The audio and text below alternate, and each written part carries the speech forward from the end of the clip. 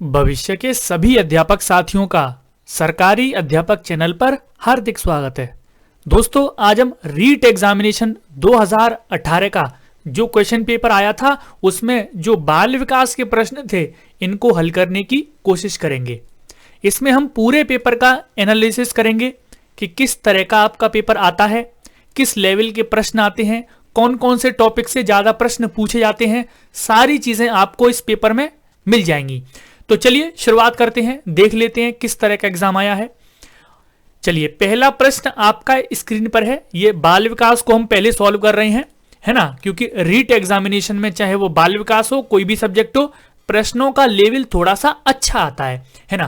तो आराम से आपको डीप नॉलेज अगर किसी टॉपिक की है तो आप सारे क्वेश्चंस को कर आओगे। ठीक है, 2-4 क्वेश्चंस एक्सेप्शनल केस के होते हैं जिनमें ज्यादातर आंसर गलत होता है या फिर 2 आंसर होते हैं, वो सारी चीजें छोड़कर काफी अच्छा स्कोर भी आप कर सकते हो। चलिए, पहला प्रश्न आपकी स्क्रीन पर है, इसको पढ़िए और जवाब दीजिए। और जितने भी स्टूडेंट नए हैं, सरकारी अध्यापक चैनल पर टेट एग्जाम्स की तैयारी करवाई जाती है और अभी राजस्थान में पेपर आने वाला है, तो प्रीवियस पेपर्स को हम सॉल्व कर रहे हैं। चैनल को सब्सक्राइब करके बेल आइकन को ऑल पर सेटअप कर लीजिए। चलिए, पहला ही प्रश्न आपका स्क्रीन पर है और प्रश्न में यह कह रहा है कि एक अधिगम विकलांगता जिसमें लिखावट में कठिनाई शामिल है कहलाता है डिसलेक्सिया, डिसकैलकुलिया, डिसग्राफिया, ध्यान अभाव, अतिसक्रियता विकार। चलिए, अब यहां पर पहला ही प्रश्न आप देख सकते हैं, सरल है, कोई कठिन प्रश्न नहीं है।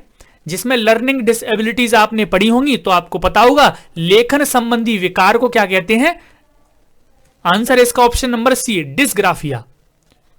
क्या कहते हैं? डिसग्राफिया। जिसमें डिसलेक्सिया क्या है? पठन संबंधी विकार, यानी कि इसमें बच्चे को पढ़ने में कठिनाई होती है। डिसकैलकुलिया है, गणित में कठिनाई होती है।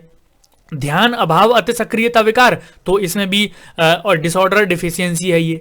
ठीक है, इसमें बच्चे का ध्यान नहीं लग पाता है किसी चीज पर। तो लर्निंग डिसेबिलिटीज की मैं एक अलग सी वीडियो बना दूंगा, 5 से 6 मिनट में आपका पूरा टॉपिक कंप्लीट कर दूंगा। चलिए आगे बढ़ते हैं। अगला प्रश्न आपकी स्क्रीन पर है। प्रश्न ये कह रहा है कि निम्न में से कौन सा एक योगात्मक मूल्यांकन से संबंधित है। अब देखिए, प्रश्न में बोलूंगा ये सरल है, कोई ज्यादा कठिन आप मीडियम लेवल का कह सकते हैं। मूल्यांकन में आपने 2 तरह के मूल्यांकन पढ़े होंगे, एक योगात्मक मूल्यांकन और एक रचनात्मक मूल्यांकन। योगात्मक मूल्यांकन क्या था? योगात्मक मूल्यांकन वो था जिसमें बच्चे का मूल्यांकन सबसे एंड में, सत्र के अंत में किया जाता है ना। तो इसका आंसर मैं आपको बता देता हूं, इसका आंसर ऑप्शन नंबर डी है। सत्र के अंत में विद्यार्थी के प्रदर्शन का अंतिम आकलन क्या कहलाता है?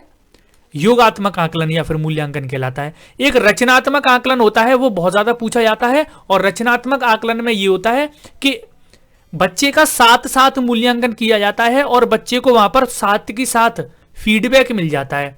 तो जो ऑप्शन आपका फीडबैक को हिंदी में कहते हैं प्रतिपुष्टि, तो प्रतिपुष्टि पर जो बल दे रहा होगा वो रचनात्मक मूल्यांकन से संबंधित है। और योगात्मक मूल्यांकन की अगर बात करें तो ये सत्र के बिल्कुल अंत में होता है। ठीक है, चलिए आगे बढ़ते हैं। यह प्रश्न भी आपका मीडियम लेवल का सरल है। हार्वर्ड गार्डनर का कहना है कि कई प्रकार की बुद्धि या दिमाग के फ्रेम होते हैं, उसके द्वारा सुझाई गई बुद्धि की श्रेणी कौन सी है? अब आपने बहुबुद्धि सिद्धांत अगर हार्वर्ड गार्डनर का पढ़ा होगा तो आपको पता होगा, वहां पर हार्वर्ड गार्डनर ने 8 प्रकार की बुद्धि बताई है। 8 प्रकार की बुद्धि में कौन कौन सी? जैसे स्थानिक बुद्धि हो गई, भाषिक बुद्धि, जैसे स्थानिक बुद्धि स्थानीय लोगों के पास होती है, जो आपके मिस्त्री वगैरह होते हैं, लेबर वगैरह होते हैं, है ना, इस तरह के कर्मचारियों के पास होती है। और जो भाषाई बुद्धि है, जो आपके लेखक होते हैं उनके पास होती है। बहुत अलग अलग तरह की बुद्धि होती है। संगीतज्ञों के पास अलग होती है। गत्यात्मक बुद्धि अलग होती है, जो भी खिलाड़ी होते हैं, स्पोर्ट्स पर्सन, उनके पास गत्यात्मक बुद्धि होती है। ऐसे ही उसमें मैंने आपको बताया था, एक होती है अंतरवैयक्तिक बुद्धि और एक होती है अंतरावैयक्तिक बुद्धि। तो अंतरवैयक्तिक और अंतरावैयक्तिक बुद्धि में आप डिफरेंस बताएंगे कमेंट सेक्शन में, ये आपके लिए होमवर्क है। ठीक है, और एक होती है प्रकृतिवादी बुद्धि, जो आपके प्रकृतिवादी होते हैं, प्रकृति ज्यादा प्यार करते हैं, उनके पास ये बुद्धि होती है। तो आपका आंसर बिल्कुल सामने ही है, ऑप्शन नंबर सी, प्रकृतिवादल कौशल। यहां पर कौशल लिख दिया गया है, बुद्धि होना चाहिए। ठीक है, तो ये 8 प्रकार की बुद्धि है जिसने भी बुद्धि वाला चैप्टर नहीं पढ़ा है तो प्लेलिस्ट में चले जाइए, सीडीपी का कोर्स है उसमें ढूंढिए कि बुद्धि वाला चैप्टर कौन सा है और उसको पूरा पढ़िए। चलिए आगे बढ़ते हैं। हमारे देश में कई बच्चे एक से अधिक भाषा बोलते हैं, निम्न में से पता लगाएं दो भाषाओं को बोलने की क्षमता वाले बच्चों के सही लाभ। यानी कि जो बच्चे दो भाषा बोल लेते हैं उनको क्या क्या लाभ मिलता है। तो पहला ऑप्शन कह रहा है कि अवधारणा गठन में सुविधा होती है उनको, दूसरा कह रहा है विश्लेषणात्मक तर्क में सुविधा होती है, तीसरा कह रहा है संज्ञानात्मक लचीलेपन में सुविधा होती है, चौथा कह रहा है उनको सारी चीजों में सुविधा होती है। तो बताइए नीचे कमेंट सेक्शन में क्या होगा आंसर। द्विभाषी बच्चे, बहुभाषी बच्चे, एक कक्षा कैसी होती है, बहुभाषी होती है, और बहुभाषी का टीचर को एक संसाधन के रूप में उसका प्रयोग करना होता है ना। तो यहां पर आंसर मैं आपको बता देता हूं, आंसर ऑप्शन नंबर डी है। जो बच्चे दो भाषा बोल लेते हैं, बहुत सारी चीजें उनका संज्ञानात्मक विकास भी एक भाषा बोलने वाले बच्चे से बेहतर होता है, बहुत सारी चीजें वो नॉर्मल बच्चे से बेहतर कर लेते हैं। तो दो भाषा बोलने वाला बच्चा, अब यहां पर आप ये मत हो जाना, और या फिर जो विद्यार्थी पहली बार यहां पर पढ़ रहे होते हैं वो इसमें कंफ्यूज हो जाते हैं कि दो भाषा बोल पा रहा है तो कई सारी चीजों में कंफ्यूज होगा बच्चा कभी भी कंफ्यूज नहीं होता है। बच्चे को हमेशा ऊपर रख के चलना है, ठीक है। वो अवधारणाओं का गठन भी कर लेगा अच्छे से, आपके विश्लेषणात्मक तर्क भी कर लेगा, संज्ञानात्मक जो लचीलापन है उसके अंदर वो भी होगा, यानी कि चीजों को सोचने समझने की जो शक्ति है उसके अंदर बेहतर होगी बाकी दूसरे बच्चे से, है ना। तो बहुत सारी विशेषताएं होती हैं एक द्विभाषी बच्चे में, आप लोग याद रखेंगे। चलिए आगे बढ़ते हैं। एक अध्यापक कक्षा में गतिविधियां कर रहा है, जैसे न केवल यह प्रश्न पूछ कर के क्या हुआ बल्कि यह भी पूछा कि कैसे और क, है ना। तो ये एक स्टेटमेंट हो गया। दूसरा कह रहा है उन्हें एक प्रश्न के विभिन्न उत्तरों तथा परक की तुलना करने में मदद करना जो वास्तव में सबसे अच्छा जवाब है। इन गतिविधियों से वह बढ़ावा देने की कोशिश कर रहा है। एक टीचर है, कक्षा में प्रश्न पूछ रहा है, बच्चों से पूछ रहा है कि क्या हुआ है, कैसे हुआ है, क्यों हुआ है, इनकी वो तुलना भी कर रहा है ना, और वास्तव में सबसे अच्छा जवाब है ये, है ना, और जवाब देने में उनकी मदद कर रहा है। तो ये जो गतिविधियां टीचर कक्षा में कर रहा है वो क्या है, समानता आलोचनात्मक सोच है, एकीकृत सोच है ये, या फिर अवधारणा मानचित्रण है। बताइए नीचे कमेंट सेक्शन में फिफ्थ वाले का आंसर क्या होगा। चलिए आंसर मैं आपको बता देता हूं, ऑप्शन नंबर बी है आंसर। ये आलोचनात्मक सोच है, जहां पर बच्चे को सोचने समझने पर ज्यादा मजबूर कर दिया जाता है। इसको हम क्रिटिकल थिंकिंग कहते हैं। क्या कहते हैं? क्रिटिकल थिंकिंग, आलोचनात्मक सोच। तो फिफ्थ वाले का आंसर हो गया ऑप्शन नंबर बी। अगला प्रश्न आपकी स्क्रीन पर है, देखिए। सकारात्मक और नकारात्मक उत्तेजनाएं या घटनाएं छात्र के व्यवहार को प्रेरित कर सकते हैं। कौन सा मनोवैज्ञानिक परिप्रेक्ष्य इस तरह से प्रेरणा की व्याख्या करता है? चलिए, कुछ घटनाएं हैं, कुछ सकारात्मक घटनाएं, कुछ नकारात्मक घटनाएं, ये सारे उसके व्यवहार को प्रेरित करते हैं। तो इस तरह का जो व्यवहार है, इसकी प्रेरणा कौन सा परिप्रेक्ष्य कर रहा है? मानवतावादी, व्यवहारवादी, संज्ञानात्मक, सामाजिक? बताएंगे नीचे कमेंट सेक्शन में। अब देखिए, यहां पर एलिमिनेट करता हूं मैं, ठीक है। ये वाला ऑप्शन देखिए, थर्ड वाला संज्ञानात्मक। तो यहां पर कुछ संज्ञान वाली बात आ रही है, सकारात्मक और नकारात्मक उत्तेजनाएं और घटनाओं की बात हो रही है ना। छात्र के व्यवहार को प्रेरित कर सकते हैं आप इस तरह की घटनाओं से। तो ये कोई संज्ञानात्मक यहां पर चीज तो कोई नहीं आई, सामाजिक भी यहां पर कोई भी चीज नहीं आई, मानवतावादी चीज भी यहां पर कोई नहीं आई, क्योंकि मानवतावादी चीज आती तो कोई चीज यहां पर पॉजिटिव करने की बात कर रहा होता, ठीक है। इसलिए आंसर होगा ऑप्शन नंबर बी, व्यवहारवादी, व्यवहार, ठीक है। व्यवहार इससे संबंधित है, आप उसका व्यवहार का निर्माण कर रहे हैं, ठीक है। तो ये होगा सिक्स वाले का आंसर ऑप्शन नंबर बी। समावेश शब्द का मतलब विशेष शैक्षिक आवश्यकता वाले बच्चों को डैश नियमित कक्ष में शिक्षित करना। समावेशी शब्द का क्या मतलब होता है कि सामान्य बालकों के साथ विशिष्ट बालकों को शिक्षा देना। तो जो शैक्षिक आवश्यकता वाले बच्चे हैं उनको आप सर्वाधिक समय में नियमित कक्ष में शामिल करेंगे, यानी कि आपको विशिष्ट बच्चों को, आप मान लो विशिष्ट बच्चे हैं, आपको कैसे उनको पढ़ाना है। सर्वाधिक समय आप उनको सामान्य बच्चों के साथ रखेंगे, आप उनको पूरा समय सामान्य बच्चों के साथ रखेंगे, आप उनको कुछ समय उनके साथ नियमित कक्ष में पढ़ाएंगे, या फिर किसी भी समय नहीं, आप उनको एक साथ नहीं रखेंगे। बताएंगे नीचे कमेंट सेक्शन में। सिंपल प्रश्न है। देखिए, समावेशी कक्षा कौन सी होती है? जिसमें सामान्य बालक विशिष्ट बालक के साथ बैठकर पढ़ाई करते हैं। और इसमें कभी आपने ये देखा है कि थोड़ी देर के लिए अलग कर दिए हों, या फिर थोड़ी देर के लिए वो आप उनको साथ बिठा रहे हो? हमेशा ही तो साथ रहते हैं। तो पूरा समय आंसर बी हो जाएगा। पूरा समय आंसर होगा ऑप्शन नंबर बी। पूरा समय आप उनको नियमित कक्ष में शिक्षित करेंगे। ठीक है, आपको समझ में आ गया होगा। क्वेश्चन नंबर 8, आपको यहां से ये तो समझ में आ गया होगा कि रीट एग्जाम में अभी क्वेश्चंस आए नहीं है, अभी और टफ क्वेश्चंस आएंगे। कुछ टफ क्वेश्चंस भी आए थे, हार्ड लेवल के प्रश्न भी आए हैं रीट एग्जाम में, वो मैं आपको आगे बताऊंगा। अभी आप ये समझ सकते हैं कि एक टॉपिक को आपको उसकी अवधारणा को बड़े ध्यान से समझना है। कोई भी टॉपिक आपको डाउट में नहीं होना चाहिए, सारी चीजें आपको एकदम क्लियर कट होनी चाहिए, तभी आप प्रश्नों को कर पाएंगे रीट में। ठीक है, याद रखेंगे। चलिए, अगला प्रश्न कह रहा है कि एक भाषा शिक्षक कक्षा में कविता का वितरण समझाकर कक्षा में कविता पढ़ा रहा है और छात्रों को स्पष्टीकरण से निष्कर्ष निकालने या व्यापक विचार करने के लिए कह रहा है ना। वो उसका निष्कर्ष निकाल रहा है और स्पष्टीकरण से निष्कर्ष, यानी कि स्पष्टीकरण यानी कि एक तरह से उदाहरण देकर निष्कर्ष की ओर ले जा रहा है। ठीक है, या व्यापक विचार करने के लिए उनको कह रहा है। तो ये किस चीज का उदाहरण है? ये आगमनात्मक तर्क है, निगमनात्मक तर्क है, ये अवधारणा मानचित्रण है, ये परिकल्पना परीक्षण है। बताएंगे नीचे कमेंट सेक्शन में क्या आंसर होगा 8 वाले का। देखिए, अवधारणा मानचित्रण यानी कि किसी भी चीज की अवधारणा बच्चों को बताना, उसका मानचित्रण, ब्रेनस्टॉर्मिंग करना। ठीक है, तो ये इससे संबंधित तो नहीं है। आपको बोल रहा है स्पष्टीकरण से निष्कर्ष निकालने की बात कर रहा है, तो ये किसी सूत्र पर जा रहा है। ये आगमन विधि है, निगमन विधि है, ये आपको बताना है। चलिए, आंसर मैं आपको बता देता हूं। इसका जो सही जवाब है ऑप्शन नंबर ए है, आगमनात्मक तर्क है, यानी कि आया जा रहा है, निष्कर्षों पर आया जा रहा है। ठीक है, जैसे मैंने बोला था ना, आगमन विधि क्या कहती है? सबसे पहले उसमें उदाहरण दिए जाते हैं, फिर उसके बाद उदाहरण से वो नियम पर आते हैं। ठीक है, तो इसी तरह स्पष्टीकरण देकर वो निष्कर्ष पर आया जा रहा है, इसको हम आगमनात्मक तर्क कहते हैं। ठीक है, शिक्षण विधियां, शिक्षण सूत्र, सारी चीजें मैंने आपको पहले पढ़ा रखी हैं और आने वाले जो कोर्स में फिर दोबारा से मैं आपको पढ़ाऊंगा। ठीक है, चलिए आगे बढ़ते हैं।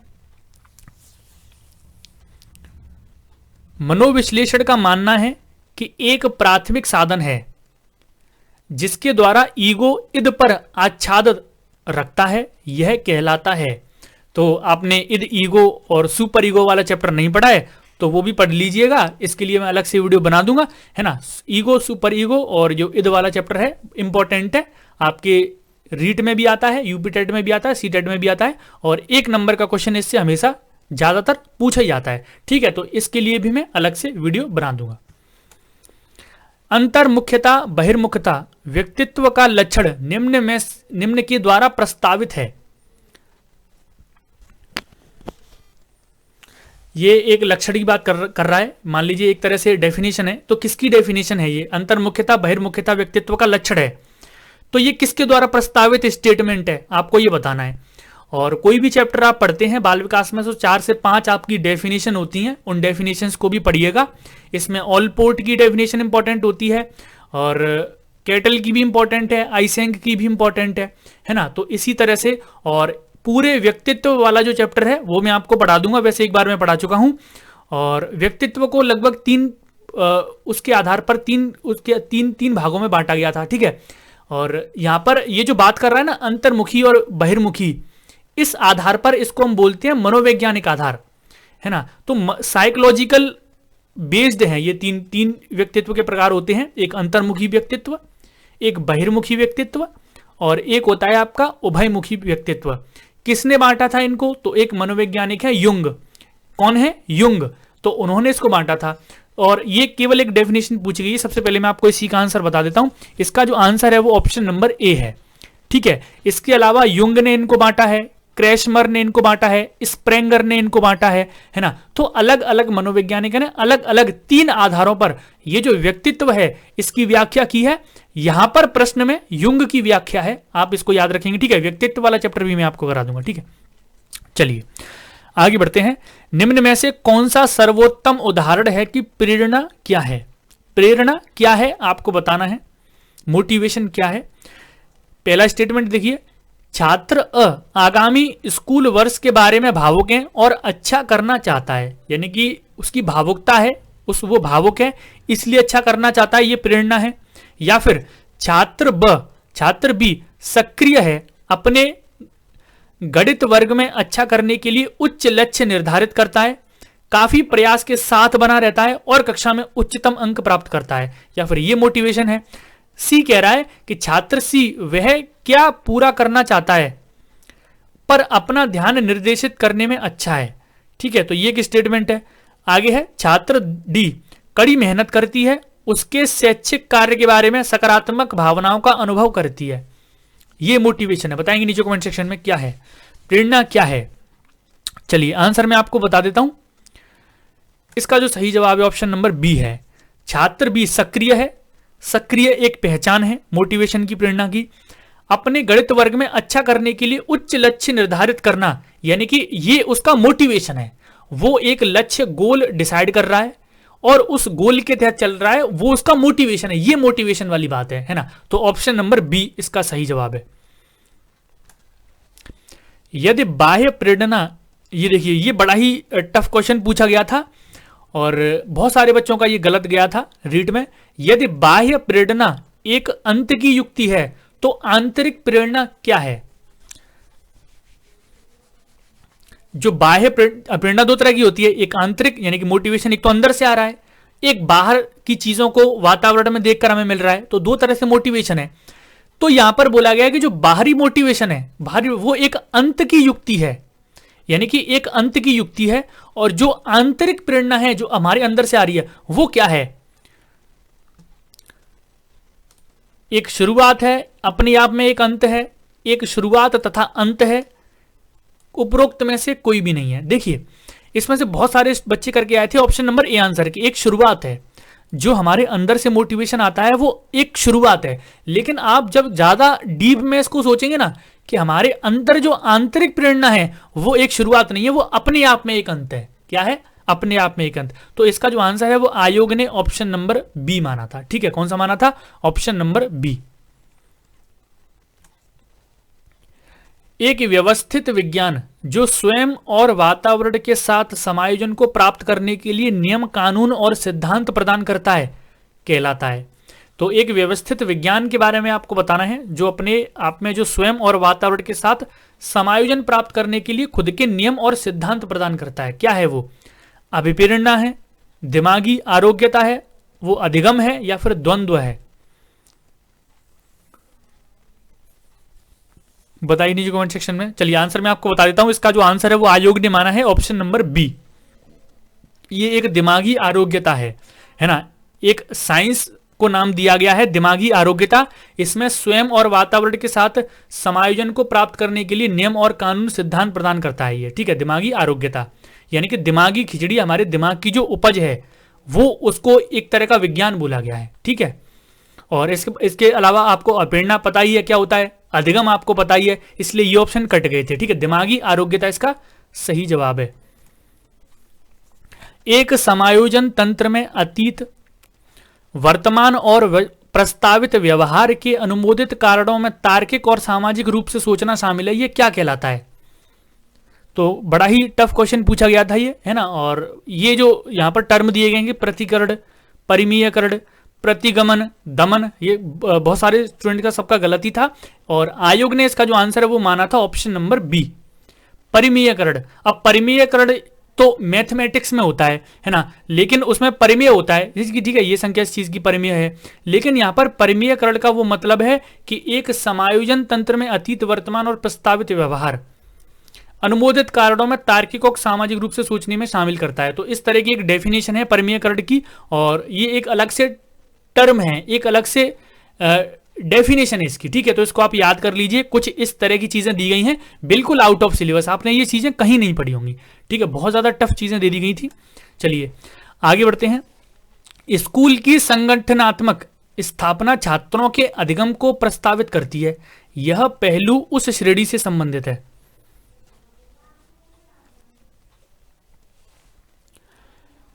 स्कूल की संगठनात्मक स्थापना छात्रों को अधिगम को प्रेरित करती है। यह पहलू उस श्रेणी से संबंधित है, यानी कि ये पूछा गया है कि जो संगठन है पूरे स्कूल का, वो छात्रों को प्रेरित कर रहा है पढ़ने के लिए, अधिगम करने के लिए, तो किस श्रेणी से संबंधित है, ये चीज क्या है? तो आंसर मैं आपको बता देता हूं। इसका जो सही जवाब है ऑप्शन नंबर सी है, ये सामाजिक कारक है, ठीक है। स्कूल की जो संगठनात्मक स्थापना है वो छात्रों को प्रेरित कर रही है, यानी कि उसका वातावरण ऐसा है वो छात्रों को प्रेरित कर रहा है, और वातावरण से संबंधित है हमारा समाज, सामाजिक कारक है ना। इसमें कोई मनोवैज्ञानिक कारक या फिर क्रियात्मक कारक नहीं है। अगर इसमें कोई क्रिया हो रही होती कि ऐसी क्रिया स्कूल के से संबंधित ऐसा क्रियात्मक वातावरण बोलता, या फिर मनोवैज्ञानिक कोई चीज हो रही होती, उसकी संगठनात्मक स्थापना है ना, तो वो हमारा सामाजिक कारक से ही संबंधित है। 15 वाले का आंसर ऑप्शन नंबर सी होगा। निम्न स्थितियों में से कौन समायोजन को बढ़ावा देती है? इसमें से कौन सी ऐसी स्थिति है जो समायोजन एडजस्टमेंट को बढ़ावा देती है? तीव्र उत्सुकता, अपराध का जुनूनी विचार, बीमारी का डर, या फिर न्यूरोटिक भय और चिंता से मुक्त।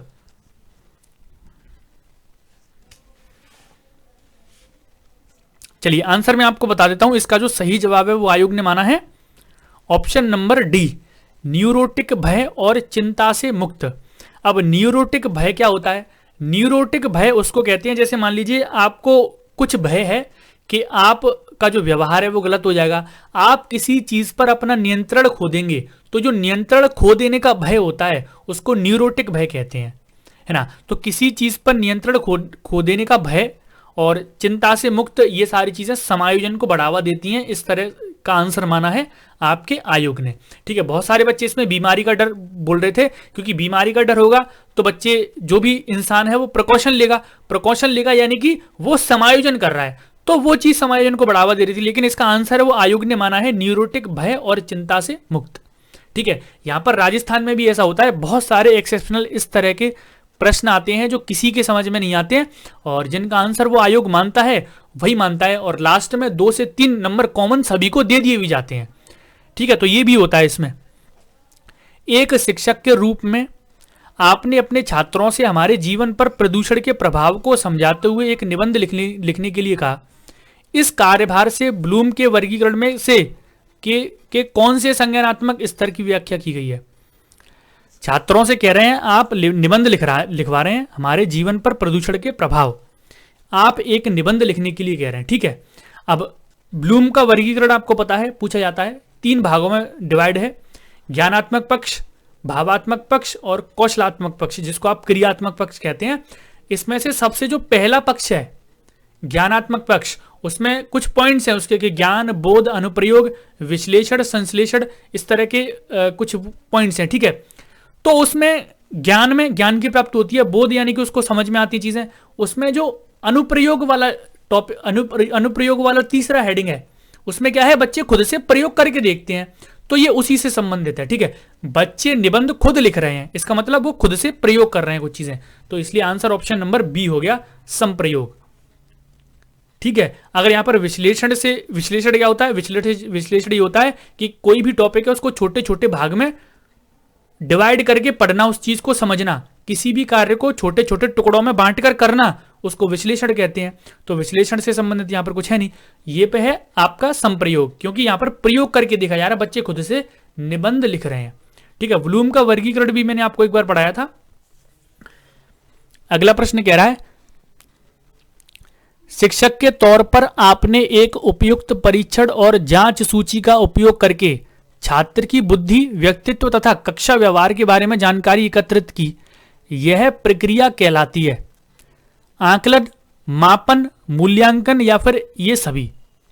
बताएंगे नीचे कमेंट सेक्शन में। देखिए, एक टॉपिक आप समझ लीजिए कि आकलन और मूल्यांकन में क्या अंतर होता है। मूल्यांकन कोई छोटी मोटा टॉपिक नहीं है, इसका क्षेत्र काफी बड़ा होता है, ये सतत मूल्यांकन होता है, फिर व्यापक मूल्यांकन होता है, शुरुआत में होता है, फिर अंत में होता है, पढ़ाई के साथ साथ होते रहता है। आकलन क्या होता है कि जो जानकारी सूचना एकत्रित करने की जो प्रक्रिया होती है, जैसे आप मूल्यांकन करने वाले बच्चे का, उससे पहले जो भी इंफॉर्मेशन आप बच्चे की कलेक्ट करेंगे उस प्रोसेस को कहते हैं आकलन। ठीक है, क्या कहते हैं? आकलन।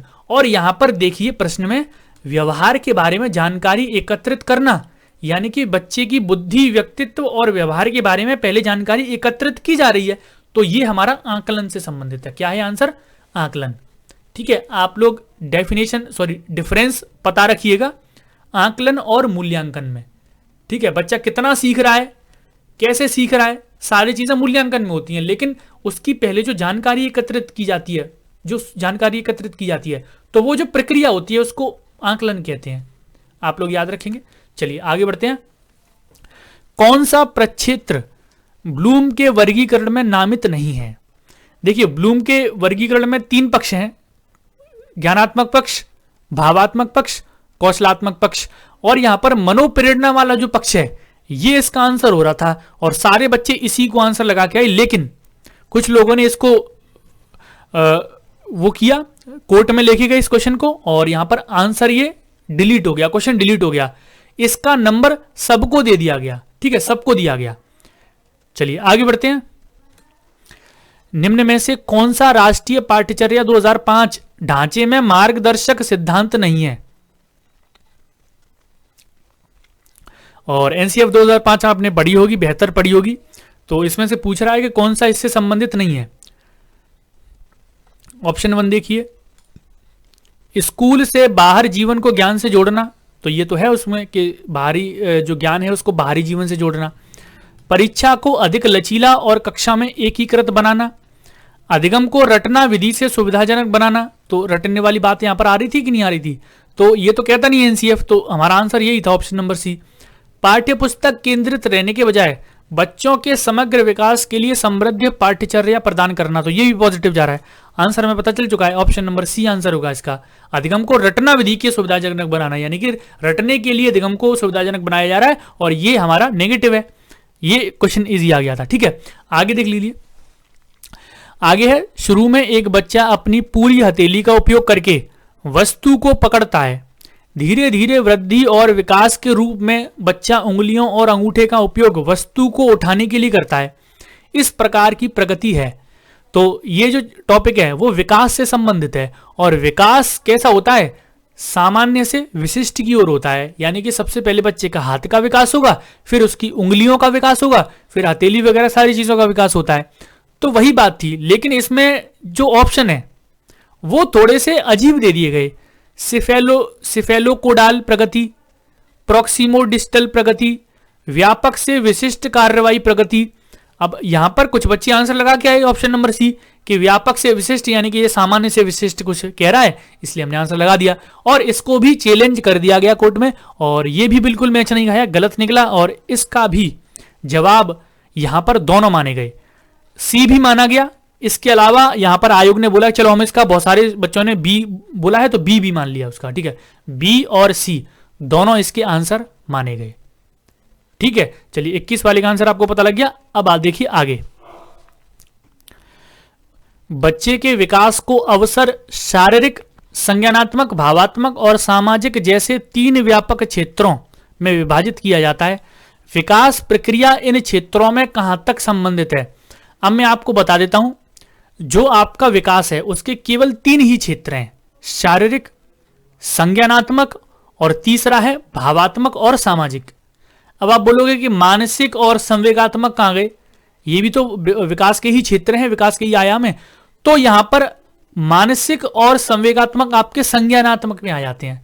ठीक है, आपके संज्ञान वाली ही तो चीजें हैं ये मानसिक और संवेगात्मक। तो अगर आपसे पूछ लिया जाए कि सही मायनों में बताओ कि विकास के कितने क्षेत्र हैं, तो 3 ही क्षेत्र हैं, शारीरिक, संज्ञानात्मक और तीसरा है भावात्मक और सामाजिक। ठीक है, तो ये 3 क्षेत्र हैं। विकास प्रक्रिया इन क्षेत्रों में कहां तक संबंधित है? अब आपका प्रश्न ये है। अन्य को प्रभावित किए बिना स्वतंत्र रूप से विकसित, एक एकीकृत और समग्र प्रकार में विकसित, आंशिक रूप से विकसित, बेहतरीन ढंग से विकसित। तो आंसर इसका ऑप्शन नंबर बी। एक एकीकृत और समग्र प्रकार में विकसित, जो विकास होता है समग्र प्रकार में विकसित होता है, शारीरिक रूप से भी, संज्ञानात्मक रूप से भी, भावात्मक और सामाजिक रूप से भी। तो पहले तो आपसे ये पूछ सकता है। दूसरा, आपसे विकास के क्षेत्रों का क्रम भी पूछ सकता है कि सबसे पहले इंपॉर्टेंट है बच्चे का शारीरिक विकास। अगर शारीरिक विकास प्रभावित होता है तो मानसिक विकास भी प्रभावित होगा। जब मानसिक विकास प्रभावित होगा तो बच्चे का संवेगात्मक और संज्ञानात्मक विकास भी प्रभावित होगा। तो इस तरह से इनका क्रम है, वो भी आप याद रखिएगा। एक बच्चा जो कि एक विशेषता जैसे मौखिक क्षमता में उच्च या निम्न है, बाद की उम्र में भी रहेगी, यह बयान के महत्व पर जोर देता है। यानी कि एक बच्चा है, उसकी कोई एक मौखिक विशेषता है, यानी कि जल्दी जल्दी बोल रहा है, धीरे धीरे बोल रहा है, कोई उसकी एक विशेषता हो सकती है और वो निम्न या फिर उच्च हो सकती है, ठीक है। तो और बाद में भी ये रहेगी। पूरा आंसर आपका इसी लाइन में कि बाद की उम्र में भी रहेगी, यानी कि चीज कैसी है, कोई बीमारी या फिर कोई विशेषता कैसी है, आनुवांशिक है। उसने बोल दिया कि एक बच्चा विशेषता है उसकी निम्न या फिर उच्च विशेषता है और बाद में उम्र में भी रहेगी, तो चीज कैसी है, आनुवांशिक है। जैसे कलर ब्लाइंडनेस है, आंखों का रंग है, वो बाद में भी वैसा ही रहता है ना। तो आंसर इसका सिंपल सा है, ऑप्शन नंबर सी। यहां पर कुछ बच्चे आनुवांशिकता और वातावरण दोनों लगा रहे थे, लेकिन दोनों आंसर नहीं होगा। यहां पर बोल दिया है कि कोई एक विशेषता है जो उसको आनुवांशिकता से ही मिली है और पूरे जीवन भर रहेगी। अधिगम में उपयोग और अनुपयोग के नियम को भी कहा जाता है। अधिगम में उपयोग करके देखना, वो एक उससे संबंधित कौन सा नियम है। अब आप बोलोगे ये तो प्रयास एवं त्रुटि का सिद्धांत है। उपयोग यानी कि प्रयोग करके देखना, प्रयास करो और त्रुटि करो, है ना। तो इसमें आंसर इसके, ऑप्शन इसके थोड़े से गड़बड़ दे दिए गए थे, है ना, प्रश्न से मैच नहीं हो रहे थे, इसलिए इसका जो आंसर है डिलीट कर दिया गया इस क्वेश्चन को। और ये ऑप्शन प्रश्न से मिल नहीं रहा था, इसलिए इसको डिलीट कर दिया गया। इसका भी नंबर कॉमन सबको दिया गया, यानी कि अभी तक आपके 2 नंबर कॉमन दे दिए गए और एक प्रश्न के आंसर 2 माने गए हैं, ठीक है। अब आगे देख लेते हैं।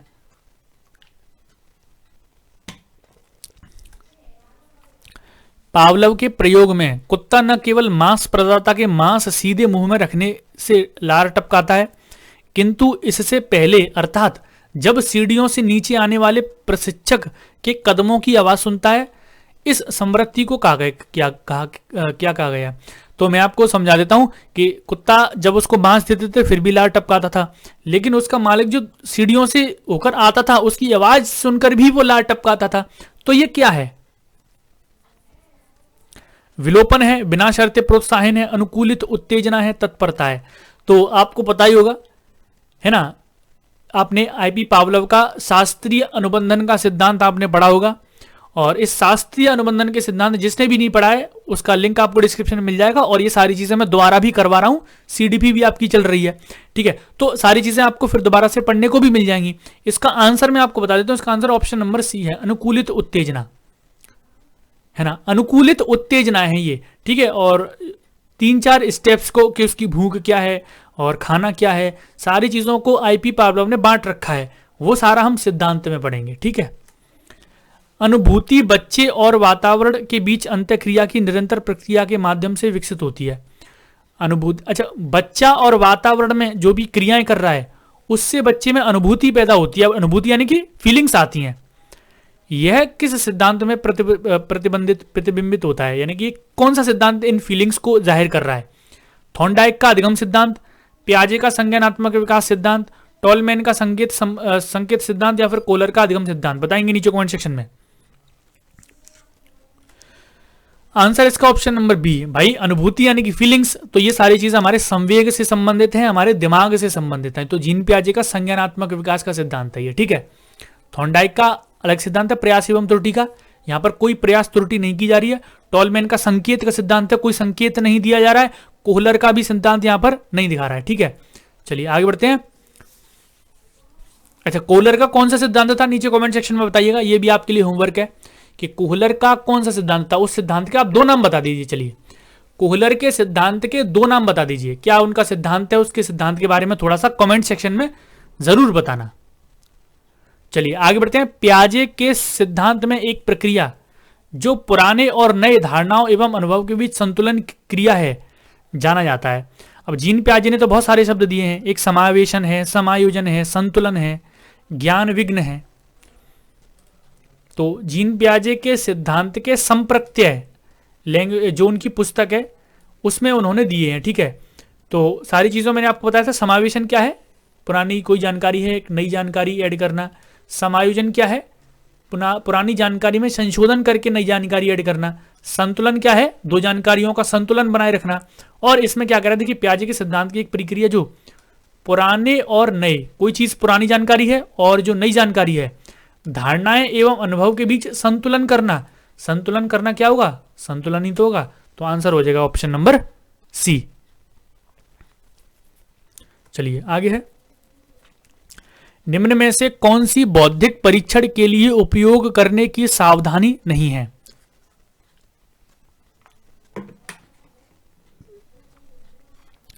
आईक्यू स्कोर के आधार पर अनुचित रूढ़िवादी और छात्रों के बारे में नकारात्मक उम्मीदों से बचना, बुद्धि का व्यक्तिगत आकलन परीक्षक और छात्र के बीच एक संरचित बातचीत है, क्षमता की मुख्य या एकमात्र विशेषताओं के रूप में आईक्यू परीक्षणों का उपयोग न करना, एक समग्र आईक्यू स्कोर की सार्थकता की व्याख्या में सावधान रहना।